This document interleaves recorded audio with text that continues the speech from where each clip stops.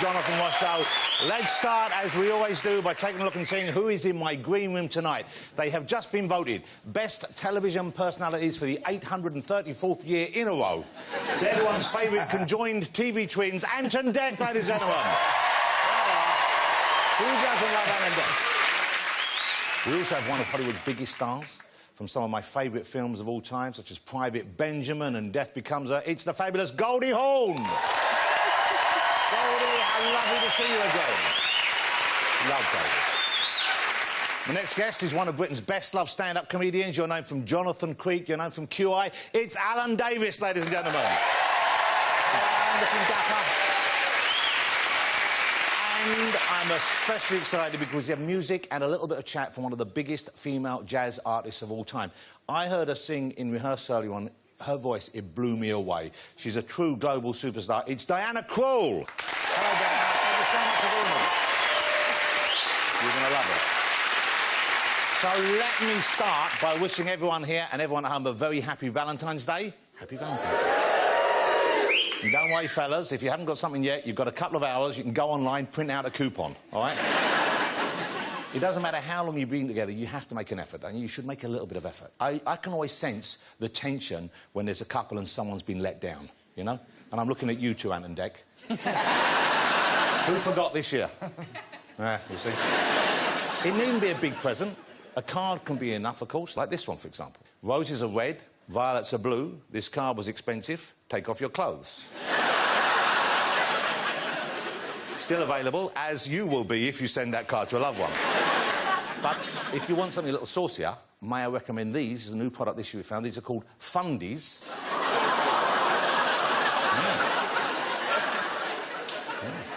I had your interest, now I have your attention, don't I? It's underwear built for two, of course it is. So maybe not on the first date. Maybe wait till you get intimate to wear those. But imagine how bad that would be for the woman, because after a few days, the bloke will say, they're good for another week. What are you talking about? Just turn them inside out, put them on again. And we have some Fundies here to show you. Where are the pair we had? We had a pair of Fundies in. We had an actual pair in. Oh, look at that. That's it. I think we've got them on the wrong way around. You're only saying that because you're in the front, Dec. That's what you're saying. Look at that. I love the fact that Dec's trying to put a big distance between you even there. He's like... and then he pings forward with even more force. Look at that.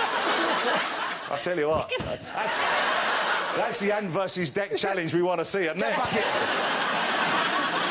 Shall we get my first guest out, ladies and gentlemen? And why don't we... Whether they're introducing the acts on Britain's Got Talent or offering up kangaroo anus in the jungle, they always do it with charm, warmth and wit. Ladies and gentlemen, it's Ant and Dec!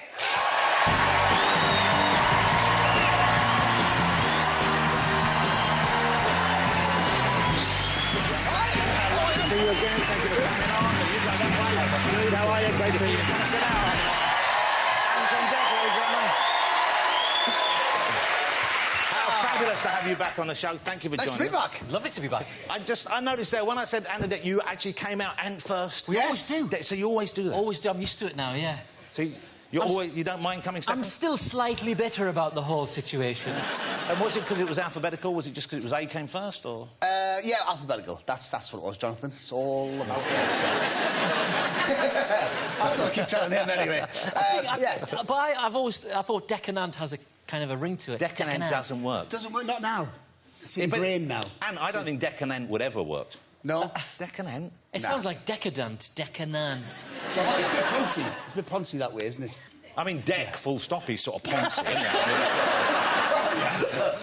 Hey, congratulations, though, because since last we met, and you will probably know this, ladies and gentlemen, Dec has got engaged. I have?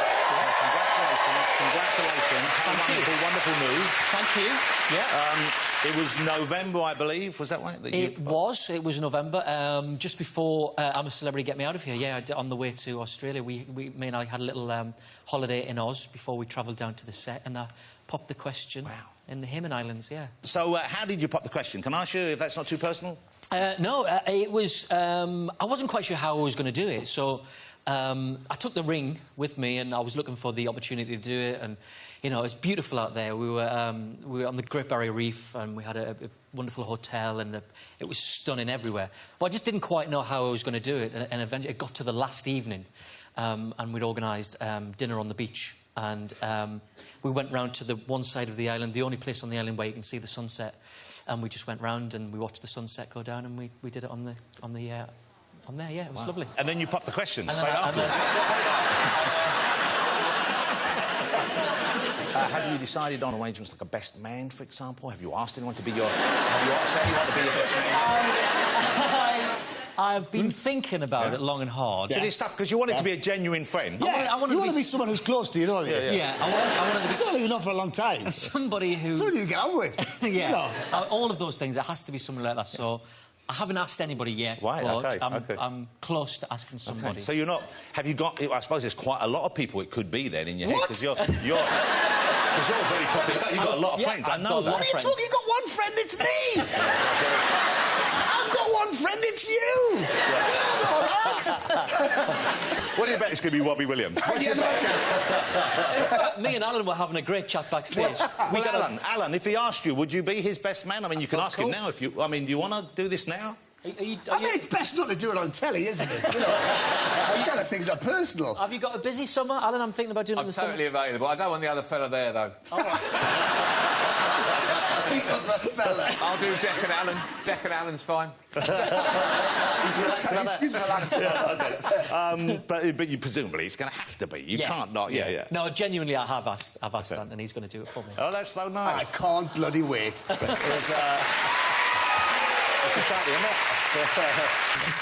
OK, so Valentine's Day is today, of course. Have you been romantic, making the gestures at home, and have you, with your intended, have you done the same thing? Well, me and Ali have known each other for a long time, and we used to go out on Valentine's night together when we were both single, because we had no partners, so we would go out together and hang out, and we would kind of laugh at all the people that were together and go, look at them, they're all out for Valentine's night. You losers couples. You in a relationship, bro.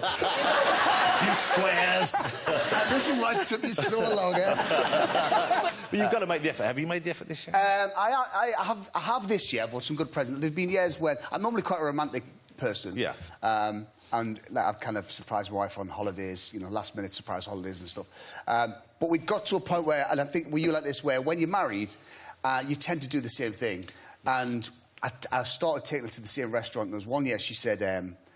I said, I thought we'd go to this place in Chiswick where we live. And she said, oh, boring. I said, really? I said, it's like a Michelin-star restaurant. She said, well, we go there every year. She goes, come on, you used to think about things. You used to do things on the spur of the moment. I'd go anywhere just so we spend a night together, just something different.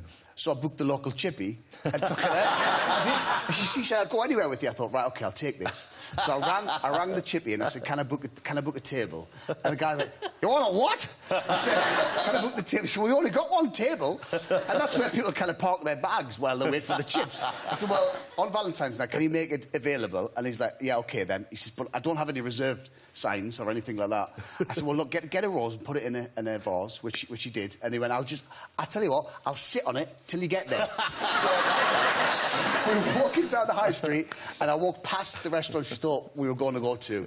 And then she walked, oh, surprise, surprise. I went, no, actually, we're not going there. And then we turned left and went into Chris's fish and chip shop, went in, sat on the table like this. Go on then, here you are. And we sat there, and we both had sausage and chips and a can of lilt, and it was less than a tenner. And we had a lovely night. That's all you need. Have a chat. Oh, dear. OK, here's exciting news. It's just been announced this week that you're doing a special documentary here for ITV, and you're interviewing Prince Charles. Yeah. It's to celebrate 40 years of the Prince's Trust, his charity, and we're 40 this year, so kind of it works quite well for him and for us. And we're going to join him and have unprecedented access to him and see the work he does and go to all the charities and meet people who the charity have helped over the course of the next few months, really, most of this year. And it's been a huge success, the Prince's Trust. I mean, it's changed so many people's lives, hasn't it? And I guess you'll be talking to a lot of the kids, who some of them would be, you know, grown-ups now, of course, quite old, but whose lives have been changed by that. Yeah, absolutely. That's what we're going to do. And we're going to go around and see a lot of the projects that he set up back in the North East as well, where we came from. So we're really looking forward to that, spending some time with him and kind of getting under his skin a bit and getting on his nerves, probably. That's a weird picture. That looks like Ant with Nick Clegg behind him. It's either Nick Clegg or KD Lang. I can't work out. OK, so Saturday Night Takeaway is back, ladies and gentlemen. Isn't that exciting news? Thank goodness. Thank goodness. Because without you two, ITV would collapse, let's face it. Me and Paddy McGuinness, we'd be back on the bins if you weren't knocking around. So my favourite part of the weekend when it's on, I'm guessing there'll be some new features, but also some of the old favourites coming back as well? Yes, absolutely. We have audience hits where we surprise people in the audience. Yeah, We've got Win the Ads, we've got all the things. Ant versus Deck is back. And this time, for the first time, we've got a brand new shiny app that you can play along at home, so you can choose who you think's going to win the challenge. If you're right, you could win money at home if you get the right one. The Littles are coming back, Little Ant and Deck are coming back to annoy a load of celebrities. I tell you what I love, before we talk about stuff, I love the undercover pranks you do. Oh, yeah. I love seeing people being caught out in the way, and it's always good-natured, it's always warm-hearted, but it's funny. But at the same time, I love seeing the characters they get you dressed up as. And I also love hearing you, let's face it, struggle with the accent. Everything's just tinged with a little bit of Geordie, isn't it? Here's a few of the characters that Ant and Deck have been over the years. That's when you did David Dickinson. Yes. Yeah. And I think you were Scouser in that one, weren't you? Well, no, you were meant to be a Manc, but then David Dickinson said, oh, good Scouse lad. So I'm going to have to go with this. So you rolled with it. Yeah. Improv. Yeah. Okay. This next one, you were in America because Jeremy Kyle's out there doing his show. Yeah. And that's quite extreme. I mean, they're really... But on that picture, it looks like all three of us have got prosthetic legs. He won't let me say that. You keep looking, it does. He looks the least realistic of the lot of you. Now, this was the one when you trick girls allowed. We were a pair of Irish nuns. Sister Mary and Sister Bernadette. Do you ever feel a little bit guilty, though? Because I mean, normally, as I said, it's genuine, it's warm-hearted, but sometimes you sort of trick people into the situation. Sometimes it's an event that they're looking forward to, isn't it? And so you have to kind of, be there to undercut it. Yeah. Sometimes, we've done that, where we get people down and do the undercover on them, and then it turns out that they actually haven't got that gig that they thought they were getting. We done one on Bradley Walsh where he thought he was doing an after-dinner speech and he thought he was getting paid 10 grand for the speech. and it was for this company, and it turns out that Bradley was doing the after-dinner speech, and we told all the audience were actors, and we told them not to laugh at any of his gags. Wow, that's about as cruel as you can get. I know. It was hilarious, though. I felt I can imagine. And then the company's mascot, the duck, had died. So the new mascot, I came out dressed as Dotty the Duck, started dancing around, which he didn't find funny at all. Then I took the head off. And then I think he took a swing at me and got in the taxi. He swore at me a lot, got in the taxi, stayed and wouldn't come back at all. And then they were eventually persuaded him to come back. And then he kind of saw the funny side until we said, no, you're not getting the 10 grand. And then he got back in the car. Yeah, well, that took quite a lot of mending. OK. And, but we do one on Ollie Murs as well, on the show this week, and Ollie's been asked to do a waxwork for Madame Tussauds. Yeah. And so he genuinely has? He has, yeah. Okay. He has. And we found this out. So we thought, we can try and hijack this a little bit. And so he'd been for a couple of sittings at Madame Tussauds, and we then rang his management company, who told him that he has to go back in because the guys at Madame Tussauds have come up with this 360 scanning device that you get in now, and he's going to be the first person in the country to get in there, and it scans you, and it's a bit like a 3D printer, and it'll print the waxwork. The whole body. Of course, that's all bollocks. I mean, and you two are the scientists in charge of this. So is this in the first episode? This is in show OK, well, could we have a Saturday. clip of this? This hasn't been shown, of course. This is Ant and Deck. It starts this Saturday night, ITV 7 p.m. Of course, it's live, which makes it anything could happen. Yeah. But here's the clip of something they recorded with poor Ollie. OK, we're just going to power up the system. Right. Shouldn't take very long. SNT scan 2014. Hurry up. System activated. I just need to check the door, Ollie. Just bear with me. Yeah. Ollie, could you pull the handle for me? Yeah. Pull that.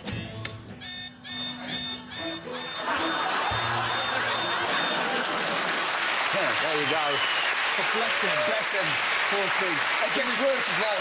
It gets worse than It gets that. a whole lot worse, and he comes out and he's covered in gunk by the end of it because we've poured all sorts on him.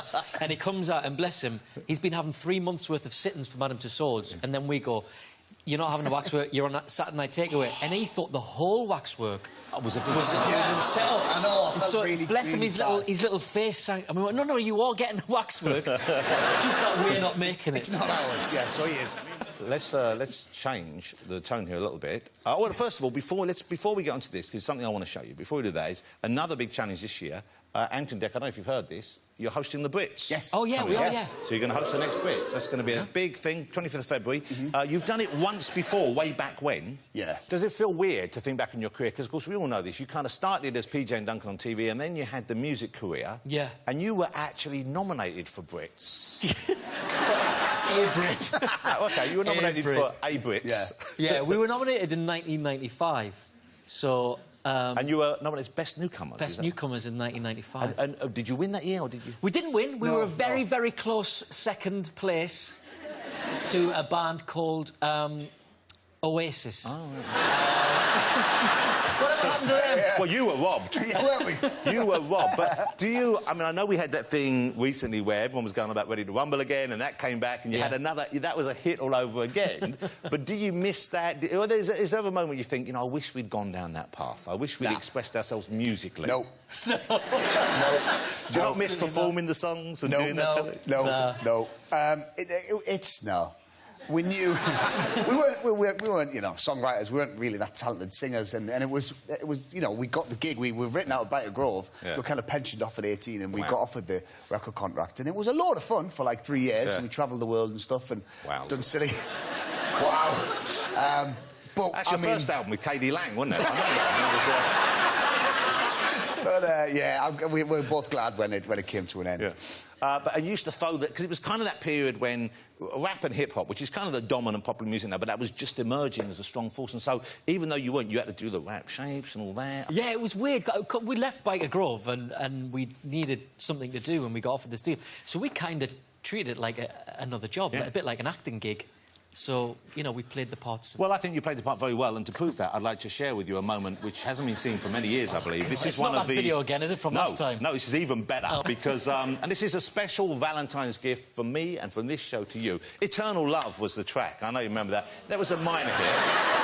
Eternal Love was a minor hit for you guys, wasn't it? But it had a beautiful message and some beautiful, beautiful lyrics, you know, something about the smell of sun cream, you know, such a familiar smell. I mean, it was romantic. And Happy Valentine's, everybody. This is a live performance you did on London Tonight. What? Yep. And I want you to watch that, because Ant, I think, invents several whole new rap stances. I mean... And the anger... He's straight out of Brompton, or wherever it is. I don't know where it was. OK, check this out. Oh, Here we God. go. From 1994. Here they are, PJ and Duncan, the first ever television performance of their new single, Eternal Love. Take it away, boys. I'll give you my love. Eternal love. From me to you. A token of love.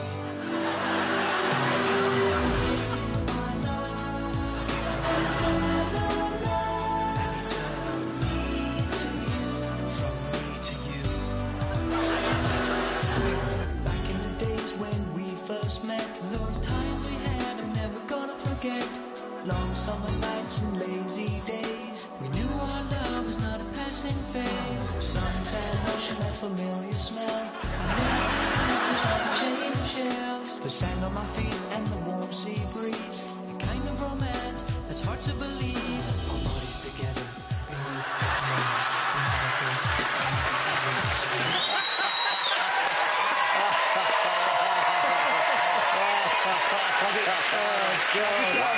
It's gone. It's gone. It ain't coming back, I promise. It's safe to come out. Wow. Oh, God. Wow. That's horrific. That is hardcore old school right there. What were we thinking, man? I love you kind of doing the gangster walk. And then singing about suntan lotion. Oh, God. Ladies and gentlemen, Ant and Dec. They're here all night, ladies and gentlemen. Tell your friends. Also on the show to come in a minute, Goldie Hawn, Alan Davies and Diana Krall. So join me after the break.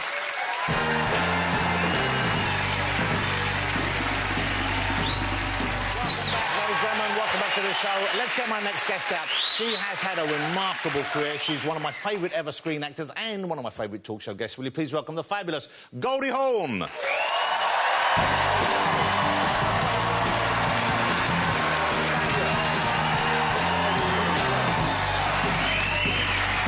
to see you again.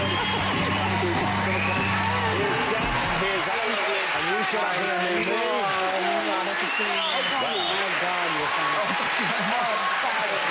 Take a seat there, take a seat there. Thank you. Wow.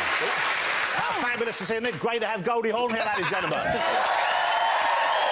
that's what I want to see. It looks like you've bought a bottle. I did. I brought a bottle, and because it's Valentine's Day, and I'm not with Kurt, because he's making a film doing The Hateful Eight with Quentin Tarantino. That's exciting. And so he's up in the mountains. I'm here. I'm going into a retreat, actually, tomorrow. But he sent this to me today. So I want to say happy anniversary. Shared it from Kurt and I. And if you feel like it, we can open it later. Well, I think, certainly. I mean, maybe I should just take it home and open it later.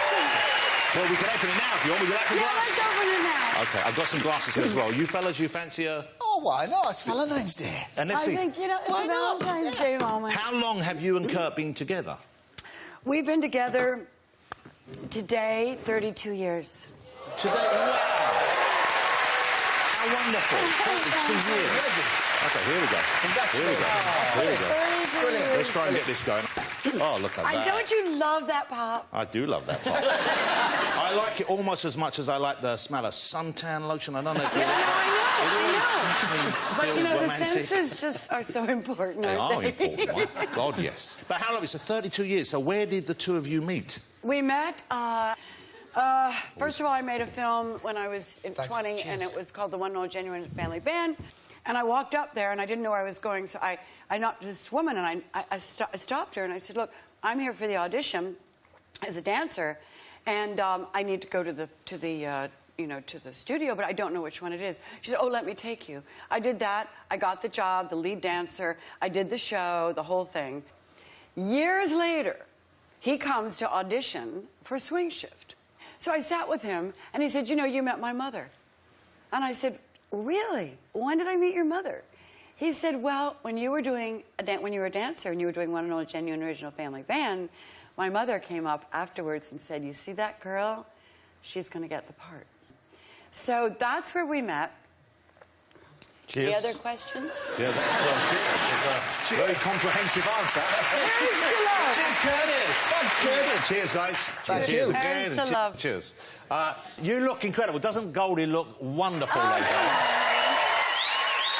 How do you keep in such good shape? You have a tough workout regime? What do you do? I do work out. I try to work out every day. I missed some of those days. Yeah. I don't chide myself for it. Were you working out then? Was that a workout going on? By the way, actually, yeah. Because when you... So you're good. I got a deep breath for nothing. Because when you roll your ankles this way, and you do this, you suddenly take a very, very natural deep breath. This is my kind of workout. It's fabulous. But I do... We should open a gym with this going on. I did. No, I mean, round. There you go. What you got on your shit? And you got your... What is it? The price, I think. Yeah, I think. Yeah. So, you know, this kind of thing... I can't do that weight. That weight's hard. But here's the other thing. One of the things... what can't you do? Well, I go this way. Hold it. That way's OK, but that way... Doesn't that one gets stuck? Now, wait a minute, but just... It looks... You're going the also, same I've got way. cramp in this arch now, so... Now, by the way, our feet... Think about it. Our feet hold us up. Do we ever exercise our feet and our ankles? It's why we fall. It's why, other than the core. Yes, so core, body here. Very important. For Pilates, that's important. Pilates, ballet, everything, which is what I started in. Yeah, you were a dancer. Yeah, I was a dancer. So that sort of discipline goes through your life. Yeah. Starting early. Do you miss acting still? Because I certainly miss seeing you in films. The last movie I saw you in was, The Banger Sisters, I think, was the last movie Yeah, you the made, is Banger that right? Sisters, That was yeah. a few years back. Yes, a lot of time. You tempted to go back into acting? Do you actively look for parts, or...?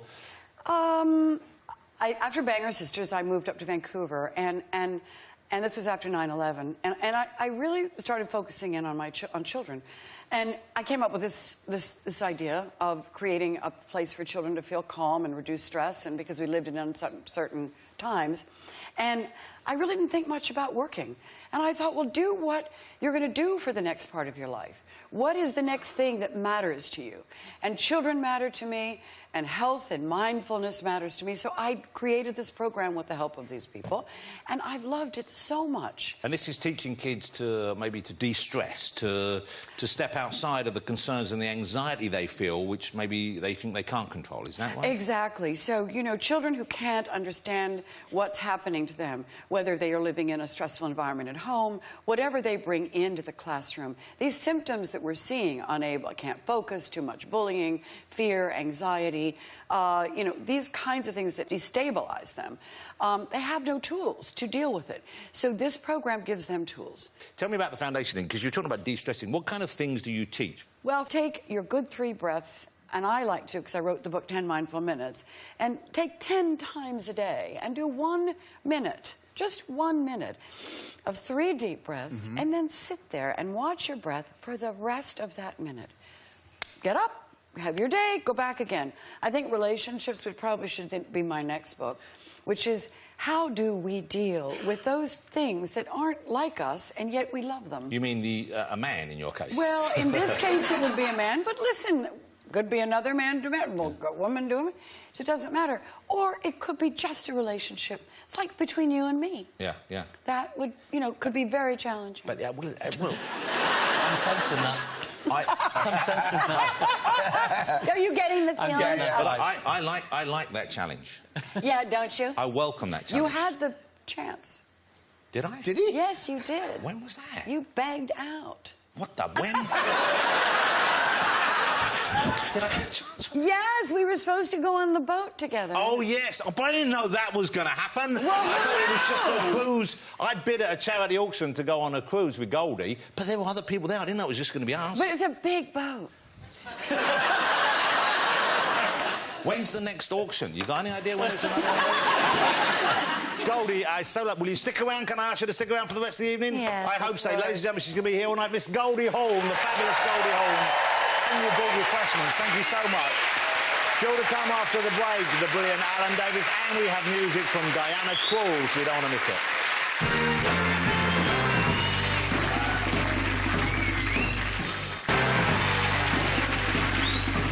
Welcome back, ladies and gentlemen. Let's get my next guest out. He's an award-winning comedian, a brilliant raconteur, and a marvellous advert for the male perm industry. Please welcome Mr. Alan Davis.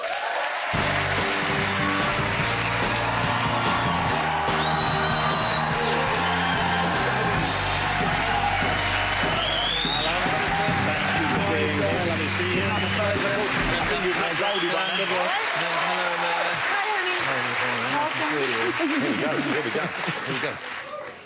Alan, great to have you here. Hello. Happy Valentine's Day. Thank you very much. You, of course, you're father of 2 now, so you're... Father of 2, yeah. Having the young children now, has that kind of curtailed the romance in your life, or do you manage to keep it low? How old are your 2? They're 5 and 3.5. Wow, so that's a demanding age. It's curtailed everything. Yeah. It's astonishing how much time they need. I mean, I loved all your talk. I mean, it was great. I loved all that. You take 10 individual minutes in a day. Yeah. That's hilarious to me. There could be 10 individual seconds in a day without one of them going, what are you doing? Why are you standing like that? I want someone to play with me. I'm hungry. I finished from the toilet. Nowhere in the house that's safe from them. I know, but you're the boss, you know. Am I? Oh, yeah. Is that in the book? Yeah, I'm getting this book. And by the way, don't forget that. I'm so not And the boss, other part Goldie. is that bring the kids in on your quiet moment. Sit with them. Say, come and sit with me. We're going to have a quiet moment. Would that stay a quiet moment for long if you tried to bring a 2-year-old in? If I just got them next to me and then slowly slip my hands in over their mouths. We're going to be quiet for a minute. Listen to Daddy breathing.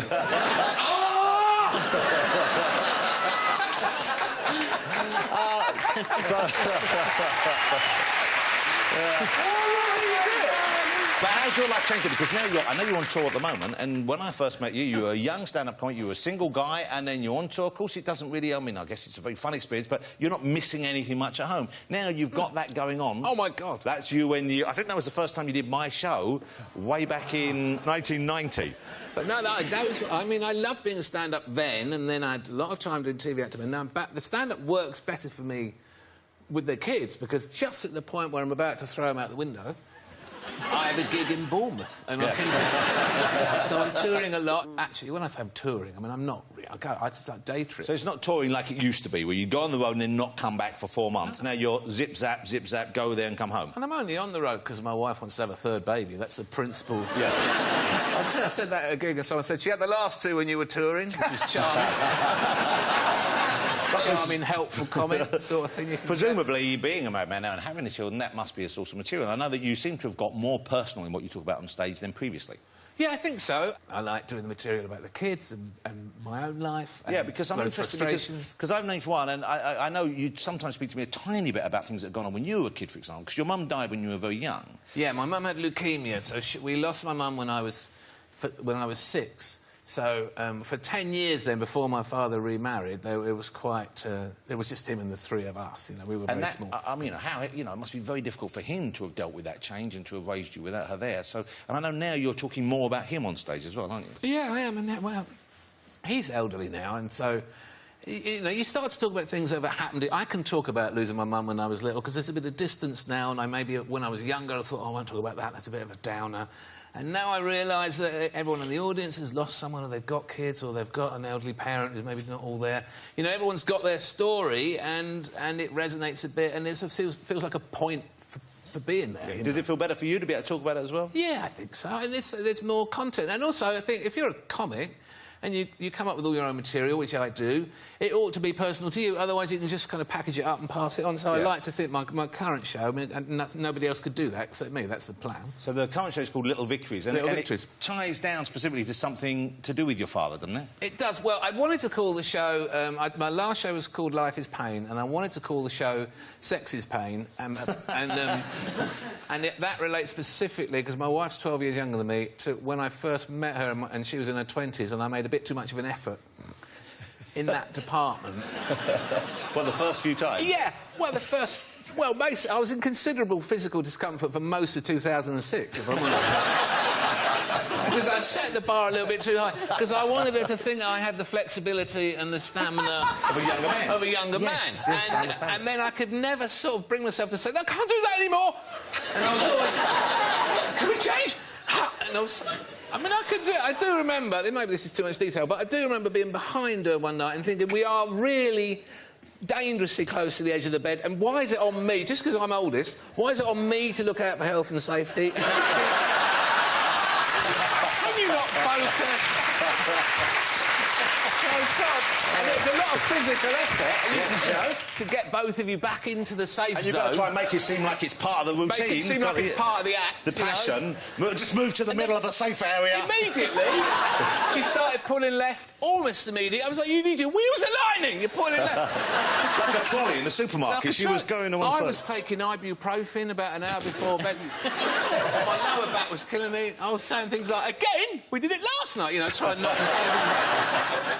So I wanted to call the show Sex is Pain, but then my promoter said, you know, if you call the show Sex is Pain, God knows who's going to come. We'll get people in rubber masks. Yeah. People reading in their partners on all fours. You'll get the shades of grey crowd in, yeah, exactly, yeah. Saying, what's happening? You're just talking about your dad. So, and the Little Victories refers to getting him to eat blackcurrant jam against his will. Might not seem a lot, but when you're 9, I mean, I high-five to myself. Does he mind you talking about this? Have you told him you talk about this? He doesn't know what I talk about. He doesn't know. He doesn't know.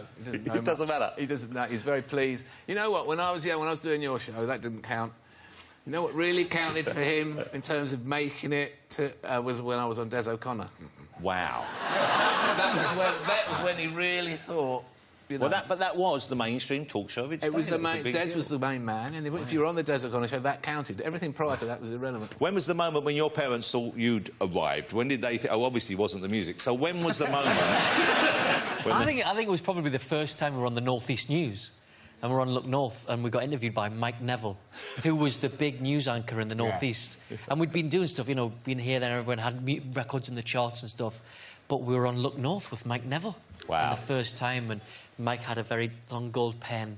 And he said, and you came from Byker Grove, and I remember he went, and you're pop stars now? And we went, A gold pen? Yeah, actually we are. Goldie, when was the first time, when did your parents realise that you'd arrived, that you'd made it? You know, I had a really supportive mother and father. And, you know, and I think the other part is, and this is a very touching story. I did a play called Romeo and Juliet. I think we've heard of that one. And, you know, I wanted a part, so I really studied it, and I got the part. And it was a big shock because I was a dancer, and I was 3,000 people. It was in Virginia. And while the big potion speech, which I was doing, it just started to rain. It was an amphitheater. And no one moved. And when it was over, because I didn't know what to do, and my dad came back, and he looked at me and he said, "Go, when did you learn to do that?" Wow. And that is something I'll never forget. Did he think you'd made it rain? You know what? That's a really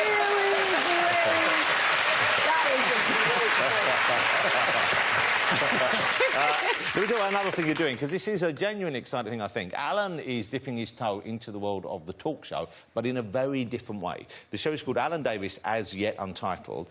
Tell us why it's different. It's on 10 p.m, Tuesdays on Dave. That is a channel. Tell us... no, this is a very different kind of concept, isn't it? That was a funny one, actually. Tommy T and it was wonderful. It is what it is. It's just 5 people, well, me plus 4, around a table having a conversation. They bring a couple of anecdotes each.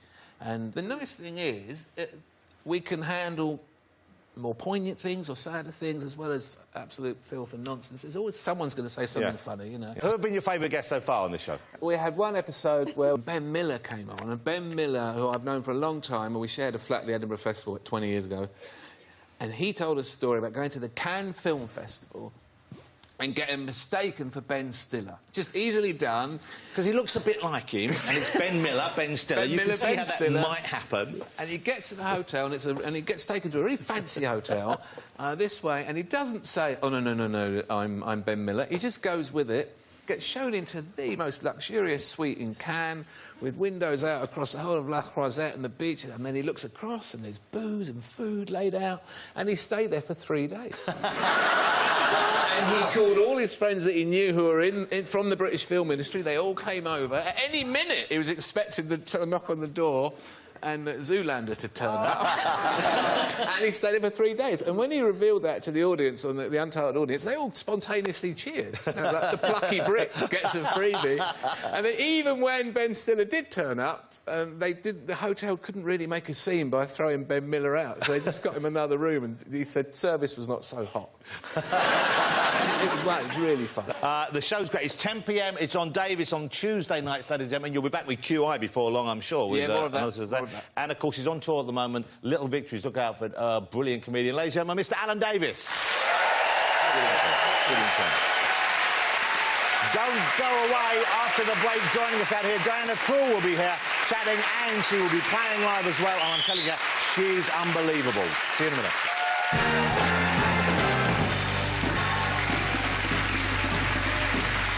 Welcome back, ladies and gentlemen. Let's get my next guest out here.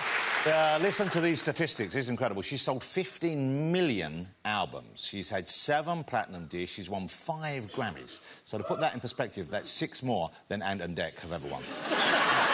Will you please welcome the wonderful and the fabulously talented Diana Krall.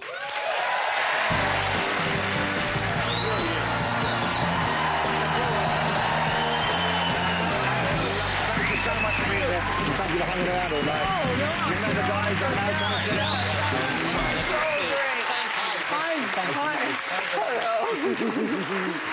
Hi, There you go. Hi. So if you shove along now, there you go. That's it. Diana, thank you so much for being here, especially on Valentine's night, of course. Thank you. Happy Valentine's Well, Night. and you too as well. Let me ask you about, I mean, those statistics gave were incredible success. Did you hit the ground running? Were you kind of one of these people who signed up early and became a star? Or did you serve your time doing, like, the piano bars and cruises, that kind of thing? I started out when I was 15 years old playing in a bar called the NHL Restaurant. so I'm Canadian, and it was all the waiters wore referee shirts. So that's the hockey. That's the hockey league. It was owned by the Lloyd Gilmore, who was a referee, and so it was very good for me to be ducking beer bottles at a young age. And it was a real character, actually. So it was my start to playing piano in lots of restaurants. My mum took me down and auditioned. I found the idea of that kind of thing, I find that idea kind of very romantic. The idea of, like, you know, the young artist suffering through... Sitting at the bar, learning how to make frozen daiquiris at 15. Was it safe, though, being a young woman? Was it safe being out there? I mean, did your mum pick you up after work as well, or...? Yeah, I guess they did, because I was 15 years old, so I don't really remember the getting home part, so everything was probably We've been there, Dinah. Probably okay, yeah. But you did get home, though. You did get home. Yeah, I was very, very, very... And what other sort of characters you meet? Were there regulars that you had there? What kind of people? Regulars, sat at the bar, talked to the bartender, talked to the regulars, played the piano. I remember that lots of requests written on a dollar bill, you know.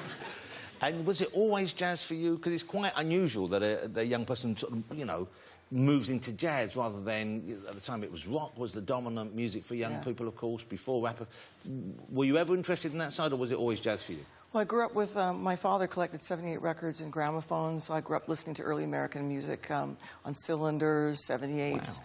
But I was a huge fan of Elton John. You know, I had an Elton John songbook. And so I know you're a huge Elton fan. You just said you grew up listening. But wasn't he instrumental in some way? Because Diana is married to Elvis Costello, a very own Elvis Costello, one of the greatest musical talents this country's ever produced. And I'm just a massive fan of his. But Elton was sort of instrumental in getting you guys together, wasn't he?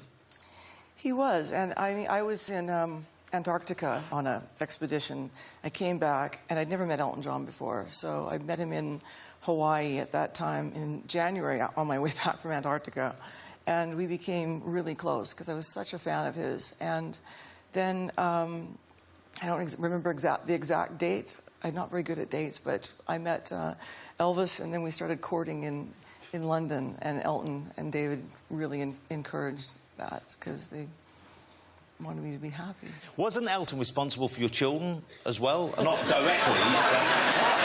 I hear that he was instrumental in some way. I don't know. He's been such a great friend to me and to my family. And, you know, I was always told, well, I don't think it's in your cards, and you're a jazz pianist, and, you know, you can't have kids, and you're on the road. And I just had gotten married. And I remember sitting with him, and he's like, right, you're 37. You're going to be 39. Then you're going to be 40. Have kids. I went, okay. So within a year, I was sort of knocked up with twins. Wow. Yeah. But Elvis was involved. This isn't this isn't divine intervention by Elton. He can't just say, have kids, and suddenly you swell. No, but, you know, it was... I'd lost my mom in 2002. Such a difficult time. We're all talking about our parents, so it's quite poignant. And I didn't really know... I was kind of just fallen in love, and so Elton was very encouraging for me to be happy and to let myself do that, because my mom also had a leukemia-related disease. It's multiple myeloma, and she died at 60. So it was very difficult. And then I met Elvis pretty much like directly after that. So all of a sudden, one thing goes out in your life, and then the next important thing that I wasn't expecting came in. Wow. And sometimes all it takes is just some encouragement, and just a simple, come on, get going. Of course you can have children. You'll be a great mom. Yeah. And I went, oh, okay. It's really lovely. Yeah. I've never really talked about that very much, but he means so much to me. Let me ask you about the album. It's called Wallflower. It's out now. You're going to hear a track in a minute. And hearing you live was a revelation for me. You have just the loveliest voice. We're going to go over the piano now. Can you play... you so play much other more standards? Comfortable there. OK, well, let's head over to the piano. Everyone coming over. Let's say thank you to Dan and Paul, ladies and gentlemen. OK, oh, yeah, that's the thing. OK, so grab a spot. So let's... Wow. Let's imagine we're in this bar years ago you're playing. I've got $1. Let's go. I'm going to ask for a request here. Let's see if you know this song. Let's see if we can get this one. Any idea whether you can play that tune here for us? Let's see. A few bars. Okay. Wow. Oh. Let's give this a go. 1, 2, 3, 4. Let's get ready, let's get ready, let's get ready to rumble. Watch us rock the mic. Watch us rock the mic. Watch us rock the mic and say. There you go, that's the one. That's the one we want. That was very much a homegrown classic. It's got notes to it, everything. Oh no, don't go getting ideas. That's not going to be the new career, is it? We're going to re-release it, the jazz version. Yeah. Ladies and gentlemen, the fabulous Diana Krall. Guys, let's head over here and let's go and sit down so we can enjoy this. Thanks for watching, everybody. Thanks to all my guests. We'll see you next week with more great guests. But now, with Desperado, it is Diana Krall.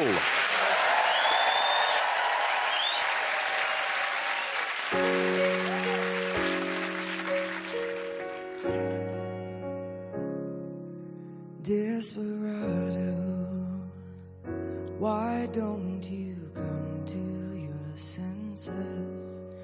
You've been out riding fences for so long now. Oh, you're a hard one. I know that you've got your reasons. These things that are pleasing you can hurt you somehow. Don't you draw the queen of diamonds, boy. She'll beat you if she's able. You know the queen of hearts is always your best bet.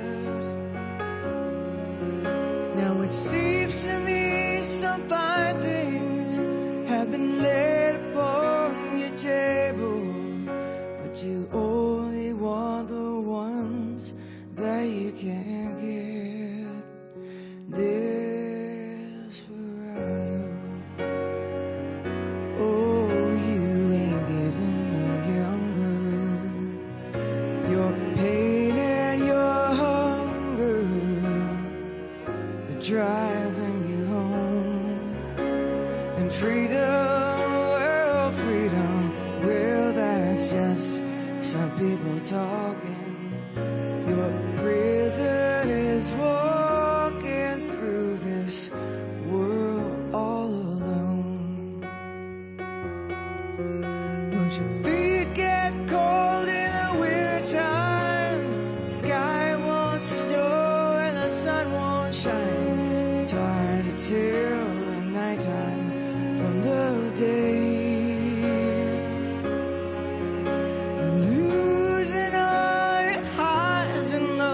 Ain't it funny how the feeling goes away?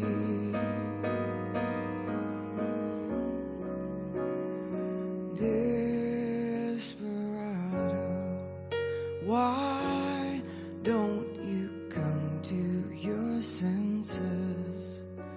Come down from your fences, open the gate.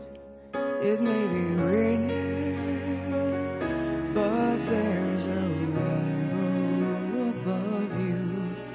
You better let somebody love you before it's too late.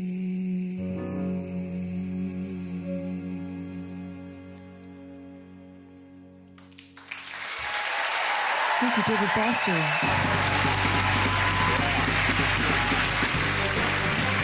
Survivor Supremo Bear Grylls puts 8 celebs to the test in brand new show Mission Survive starting Friday at 9. And brand new Ant and Dec Saturday Night Takeaway returns live to spice up your weekend next Saturday at 7 with